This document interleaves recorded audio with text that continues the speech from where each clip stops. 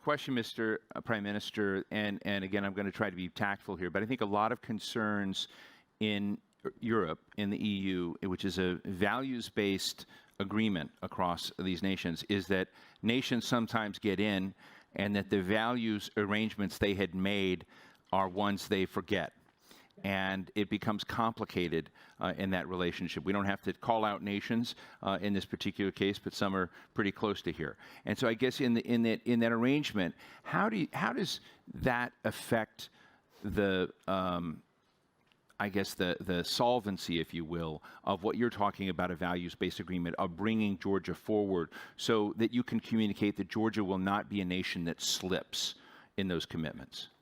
Well, first of all, I think we have to make it very clear. So today we are talking about the candidacy, right? About the candidate status. Right. We're not talking about the membership. Right. We understand, as President also mentioned, we're not we're not looking for a shortcut, or we're not looking for something that is for granted, for free. We understand it's a long process. Right. We understand we have to continue all our reforms, and we took commitments. We'll continue all these reforms. But today, the question is about granting the candidate status or not. And it's a message. It is a message to all of us, to all our nations. It's a message to Russia as well. So from our side, I want to repeat. So we have implemented all these reforms. We have strengthened democratic institutions. We are one of the best performers, best reformers in the wider region, not only in our region, but in the wider region. In terms of transparency, accountability, or media freedom, rule of law, judicial reforms. Let's take, for example, several days ago, according to World Bank, Georgia is #1 in terms of budget transparency, or doing business, or in every direction, Georgia has been the best performer. So now, then my question is that why not? I mean, granting the candidate status would give us additional motivation. This will be a recognition of our progress that we achieved. But again, of course, we understand that it's a working process. We will continue all the reforms. And we will be motivated. We will be in shape always, you know. And of course, there will be a monitoring mission from the European Union. It's not a one-day, let's say, decision, right? It's a long process till we achieve the full-fledged membership. So therefore, I would still repeat the same. We expect wise decision from the European Union. Because let's be very open and frank here. Russia, when invaded Georgia in 2008, at that time the world thought maybe the context was different and this and that. Let me remind everyone that since 2008, no one in this world imposed sanctions on Russia. No one. On the contrary, we saw some new restart, recharge, or refresh, or all kind of new relationship with Russia, right? In 2014, the world was shocked. So in your view, that became a green light? That's right, when Russia annexed Crimea. And again, just recently, the whole world was surprised and shocked when Russia invaded Ukraine. So I mean that the answer from the West must be adequate, must be relevant, must be proportional. So in today's time, difficult times, if the European Union leaves all these countries, like-minded partners, and associated trio like Moldova, Ukraine, Georgia, without granting the symbolic, let's say, candidate status, I would not hesitate to say that this would be a mistake. Because from our side, we have done everything, and we're doing, and we're committed to do, and continue all the reforms. So I would add a few more words regarding Georgia's wish to become a member of the European Union. We're talking to European friends, and I want to make it very clear. Georgia is not a country which is asking always for something for free, something for granted, but we do also contribute. And I'll give you a few examples. Several years ago, we decided to send our troops to Central African Republic. This was a hard decision, difficult decision, because why? Is this your Union first could not. out-of-area deployment of troops? That's right. This was an EU-led operation in Central African Republic, and this was a difficult decision. We sent 1 battalion. More than 500 troops were sent to Central African Republic to help our European friends. So what I mean is that we always contribute, and we Georgia and Georgians, are always where Europe needs us, where the world, where the international community needs us. Or let's say NATO, let's take NATO operations and Georgia's participation in NATO operations. In Iraq, in Afghanistan, we have 2,000 troops. Right. More than 35, our brave soldiers died, sacrificed their lives to this international idea to fight against terrorism and to fight for the peace and security, to the global peace and security. Right. So I mean that, and more than 500 soldiers were severely injured. So my last comment is that Georgia is not asking for something for free, for granted, but we are asking for fair treatment. Let me pose a question, both of you, from Anton. Excuse me, Anton, this is going to be a tough one. Bendar Zevsky. He asked, could you comment, please, on the public opinion in your countries towards Russia and the European Union, and if the polarized public can destabilize the situation in Moldova and Georgia? And I should just add, both of you have Russian troops within your national boundaries. So does that become something that helps you in your efforts to promote democracy in the areas of the country that they do not occupy, or does it become a constant challenge and threat and reminder? Well, I have to say that more than 80% of Georgian population support European integration, Euro-Atlantic integration, and I have to say that this is the choice, again, I want to repeat, of our people.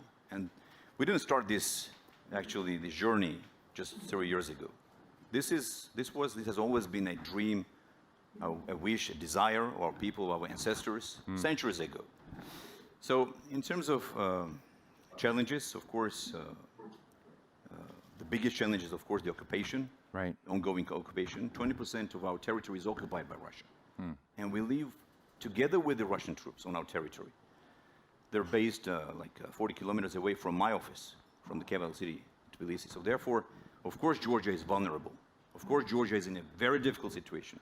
But regardless, of course, we have been very loyal to our fundamental, let's say, principles, values, and to our dedication to become a member of the European Union and NATO. So therefore, I have to repeat again. Do you train your citizens in the kinds of potential combat you're seeing unfold in Ukraine right now, worrying that Russia may step over those lines?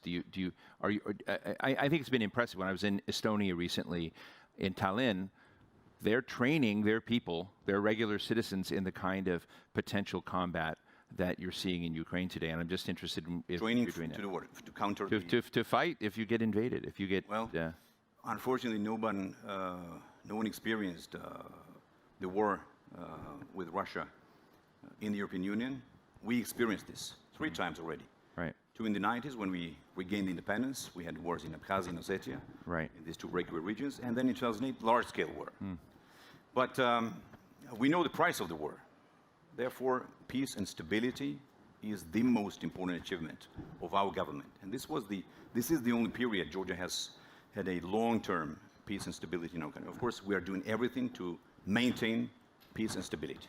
Yeah, hi. So I'm Marko Nemet from Slovakia. I have just a quick question for both of you, basically. I want to just ask, where do you see your countries in the upcoming 5 to 10 years in the EU? And if yes, then what's need to be done from your side, from your country? Mr. Prime Minister, I think you've laid out a number of things you've already done, but is there anything you didn't mention that you're still on the list?